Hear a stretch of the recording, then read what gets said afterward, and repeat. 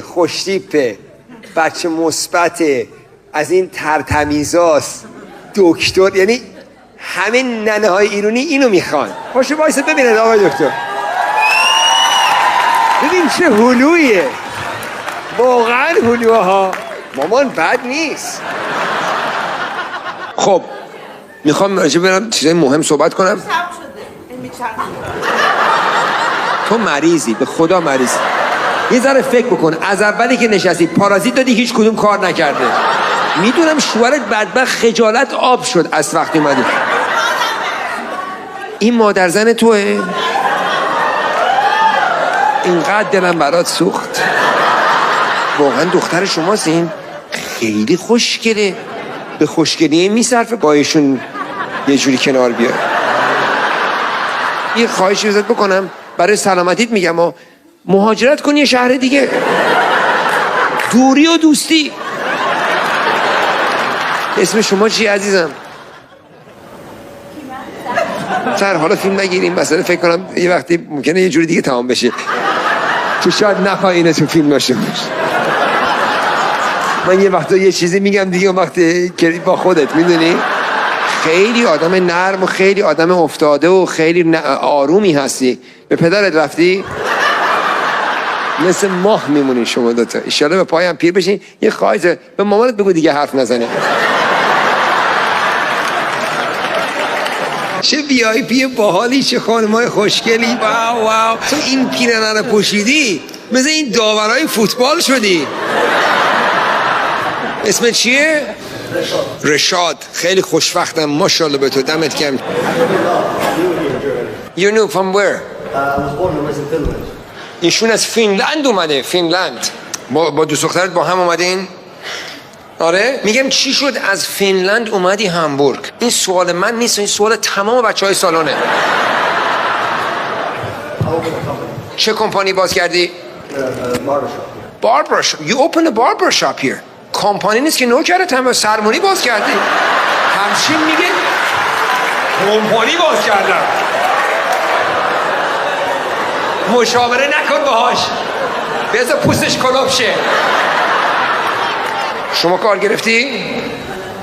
چیکار میکنی؟ از این میپرسی؟ از من به من بگو. فارسی خوب نیست. من آلمانیم عالیه، بگو.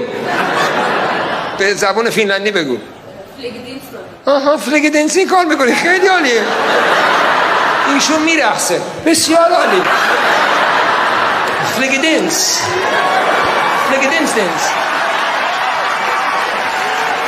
خب دوستان، وارد اون اجراهای مکس امینی شدیم که خودش هم اینا رو نداره. اگه تا الان ویدیو رو لایک نکردید همین الان برید لایک کنید. من دهنم سرویس شد اینا رو پیدا کردم.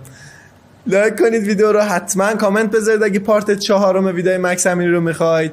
چنلم ساب کنید، زنگوله رو بزنید، بذارید رو آل که هر ویدیو میذارم براتون نوتیفیکیشن بیاد. بریم ببینیم. وارد اعماق 5000 کیلومتری اجراهای مکس امینی شدیم. یه آقای ایرانی تو لرستان، این داستان خبریه، برین گوگل بکنید. رفته میگرین داشته، رفته پیش کی رفته؟ خوابش نمیبرده، مشکل خواب داشته. رفته پیش سرسره رمال. چی بهش میگن اینجا؟ وازاگا. وازه. واسه این یارو رمال به این حقیقت برین گوگلش کنید.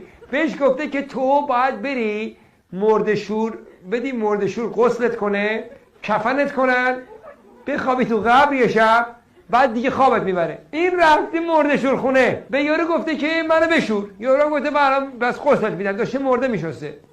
این مرده رو که داشته میشسته، اینم خوابونده این بغل اینجا، گفته بشین من الان غسلت بکنم. بعد اومده اینو بشوره. این گفته آقا لیف تمیز با این اون لیفی که مرده رو شد. اینو اینقدر که حالا پیکی هم هست. من با این لیف منو بشوری، یه لیف تمیز برده بیا.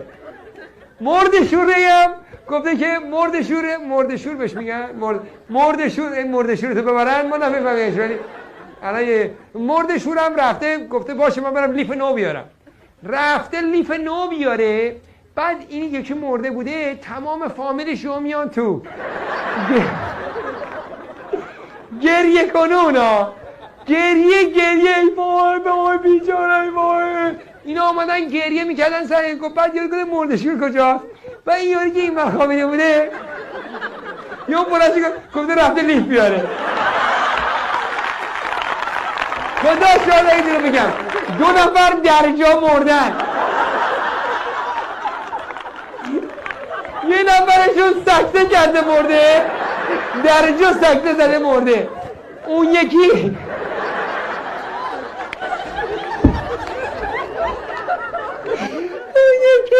پاش لیز خورده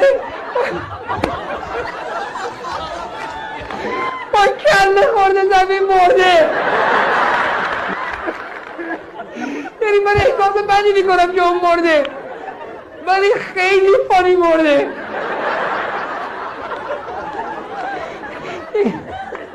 ولی اون یکی دادم مرده زنده شد. The point is پیش رمال نری. یه دفعه دیگه چی میگن؟ وازاگان 9. آقا شما تلفنتو گذاشتی تو جیبت، آقا اینو نگاه تو که this guy's phone، تلفن گوش بعد روشن میشه پوف. آخه این چه جاییه که میذاری؟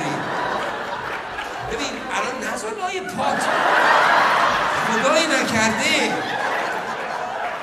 اصلا جای خطرناکیه. نمیخونی این آرتیکلا که میاد بیرون راجع به تلفن نزدیک جای مهم زندگی؟ اصلا نه تو نوکرتم اصلا گذاشتی زیر نشستی اینجا میذاری نوک سینت، یکیش صفر میشه یکیش نه، تا آخر عمرت اینطوری برنامه بری. خانومت چه خوشخنده است، همیشه تلفنش لای پاشه؟ نه آقا یه جا دیگه پیدا کن، یه چیزی بذار اینجا. اسم شما چیه؟ کیانا. خیلی کیانا شیطونی ها، همه تونم مجردین معلومه. شما هم همینطور؟ شما نیستی؟ من میدونستم. میدونید برای که اصلا زندگی انگار تو وجودت نیست.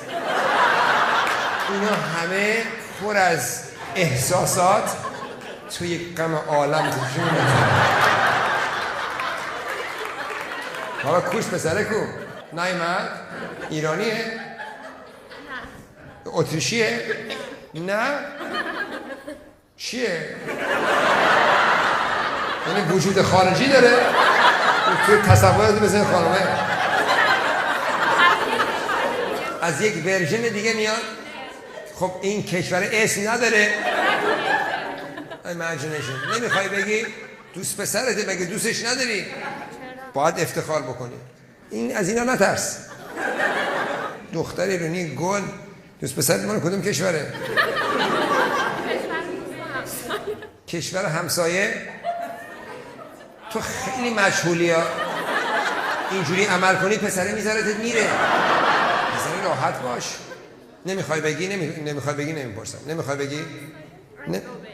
از دبی؟ خب عربه. خوش به حال تو بند خدا.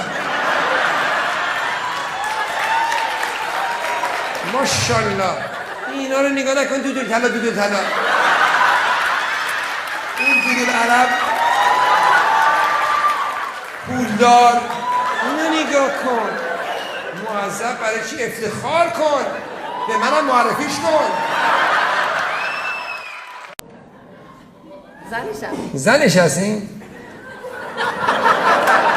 شما مرد خوشبختی؟ خب شما خیلی جوان‌تر هستین. ایشون قبل از جنگ جهانی اول برادر بزرگه ایشون هستن.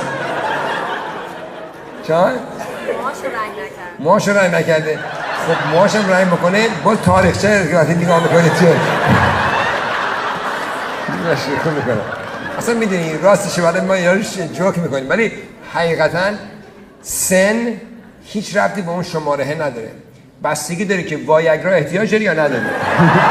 شما اینطوری متوجه بشید. شما این ترجمه میکنی وایگرا رو برایشون؟ اگه کسی نمیدونه پس نباید بدونه. بایگی ها مامان یه چیزیه که شما میخوری میری ورزش شکم میکنی. کسی هست که مثلا کارش خیلی دوست داره ولی یه قسمتایش خیلی براش سخته؟ کسی هست؟ اون که دستش بلند نگه داشته، بلند به به، اونی که خیلی قد بلند. بگو داداشم بگو.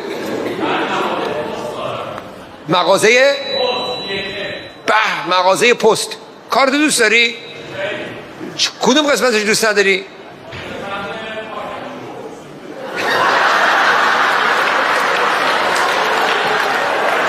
قسمت پاکتاشو. پس چجوری میخوای پاس کنی؟ تی کیسه میخوای بندازی؟ میخوای بدی کفتر ببره؟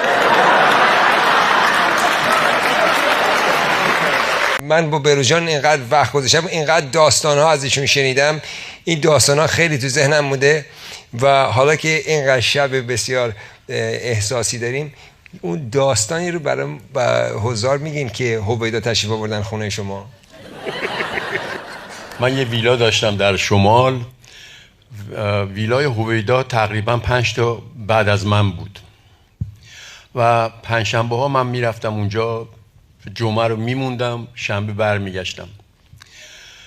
و هویدا هم آقای نخست وزیر همین کارو میکرد. بعضی وقتا میمد ویلاش، پنجشنبه ها و جمعه میموند و بعد میرفت با هیئت دولت و بعضی وقتا از مهمونی هایی که میدادن.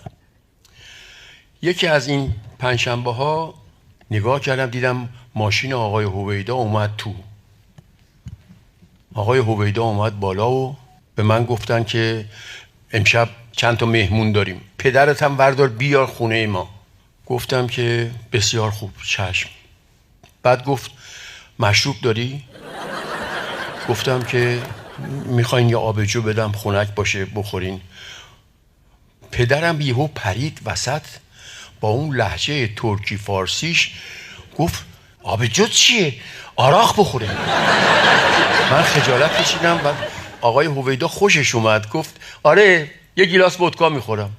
همینجور که عصا دستش بود تو بالکن وایساده بود، پدرم رفت و یه گیلاس ریخت و آورد و آقای هویدا خورد و بعد گفتش که پس شب یادتون نره و بعد سوار ماشین شد رفت. من به پدرم گفتم پدر شما نشناختی این آقا رو؟ گفت نه، چی بود؟ گفتم آقای هویدا نخست وزیر. یه خود سکوت کرد، بعد گفت آخه تو چه گوهی هستی که نخست وزیر میاد اینجا آراق میکنه؟